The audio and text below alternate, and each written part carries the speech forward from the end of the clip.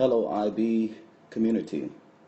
What we're looking at here is a sample student essay for Paper 1, Textual Analysis for IB English A, Language and Literature.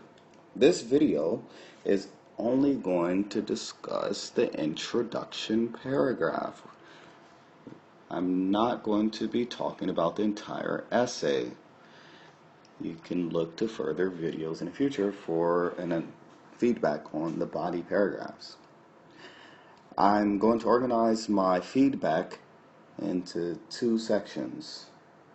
First, I'll explain some of the positive aspects, and then I'll explain some of the negative aspects or areas where the student can improve their writing.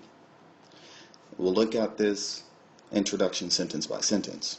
You can see that there are 1, 2, 3 sentences. And that's fine. It's short, but it's okay because, like an essay, a paragraph should also have an introduction, body, and conclusion. But when referring to the parts of a paragraph, you would say it has a topic sentence, supporting details, and then a transition sentence. Before I go any further, you should think about soapstone. Soapstone is useful. It's an acronym, and it's useful when doing a rhetorical analysis. This stands for speaker, occasion, audience, purpose, subject, and tone. And most of these, the speaker should be identified in the introduction. Okay?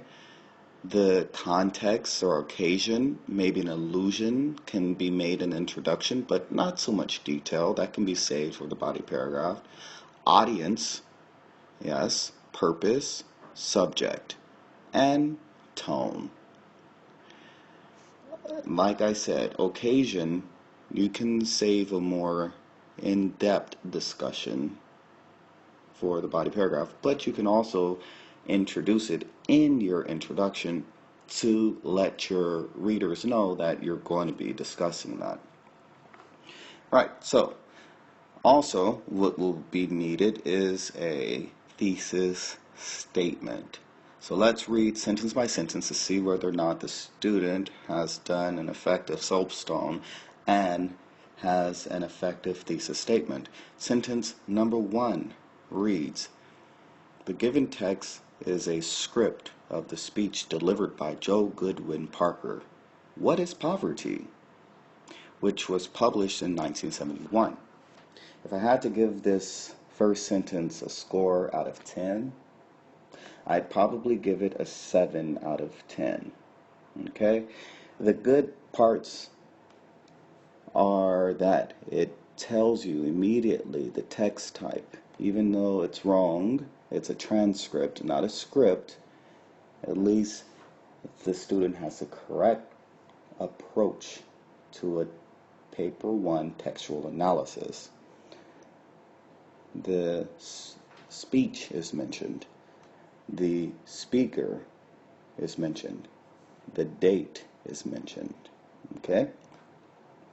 Moving on to sentence number 2.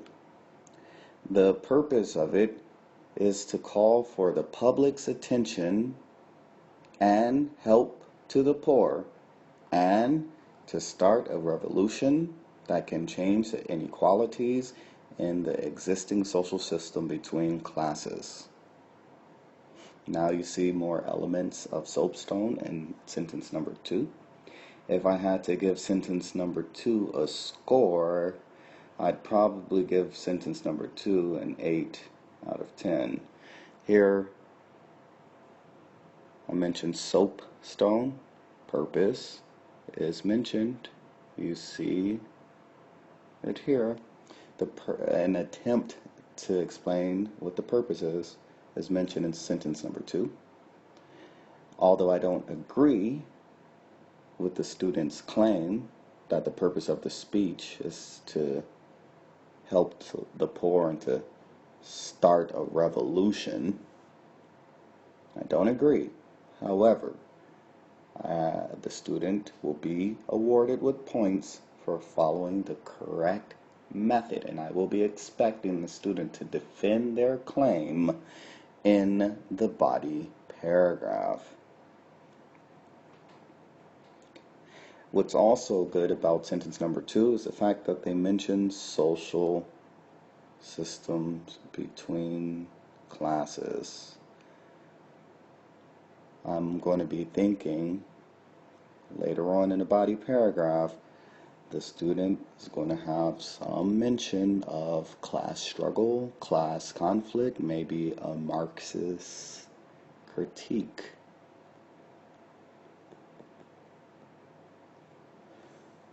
All right, to approach this speech and have a paragraph with the Marxist lens is quite appropriate considering the topic is about economy. Sentence number 3 reads, to do this, the writer willed structures, dictions, and an angry and provocative tone. This is clearly a thesis statement. There's 3 parts to the thesis statement. The student is making the claim that the writer willed structures, dictions, and an angry and provocative tone. I will also expect the student to defend these 3 elements in the body of the essay.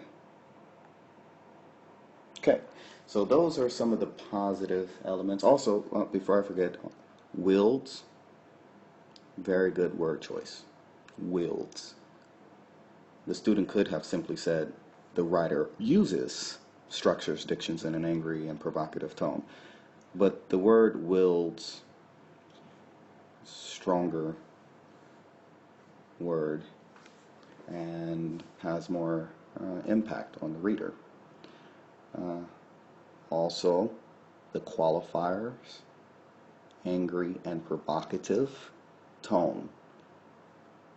Weaker essays or weaker thesis statements would simply say, to do this, the writer uses structures, dictions, and tone. That would be a terrible thesis statement because any written piece is going to have structure, diction, and some sort of tone. But the responsible student will make an effort to say what type of structure, what type of diction, what type of tone, and this student made an attempt to say angry and provocative. So I'd give the third sentence of thesis statement 8 out of 10, and of course it's missing some things. Okay, so let's talk about the areas where the student could have improved. All right, so it's not a script. All right, the student says this is a script. It's not a script. All right, it is a transcript. The student doesn't mention where this transcript is reproduced. The speech was delivered live and it was recorded by the national press and reprinted in the Guardian newspaper in the UK. So the student doesn't mention where the speech is reproduced, nor does the student mention the audience. Who's the audience? Okay, that's important for an effective, complete, thorough rhetorical analysis.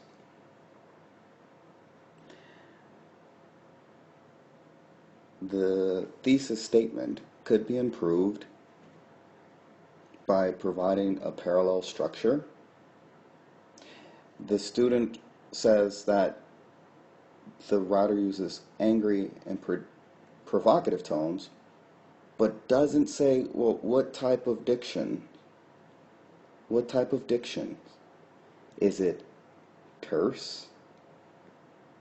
Is it erudite? Is it academic? Is it jargon? There's many ways to describe the type of diction being used by a speaker, but the student makes no attempt. There's no balance to this thesis statement. Only tone is given the qualifiers, but not structures, not dictions.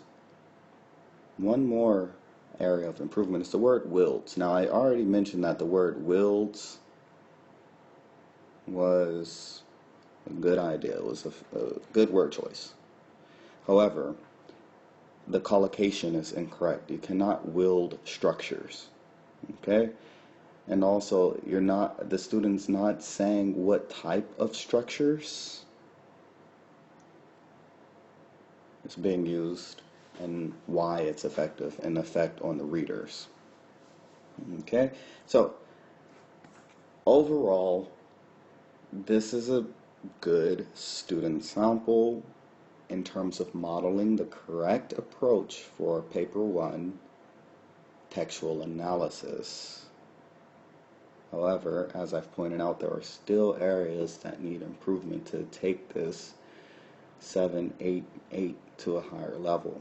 Also, this introduction could benefit from maybe an additional sentence or two to really make it clear what the argument is and where this student is headed in their paper.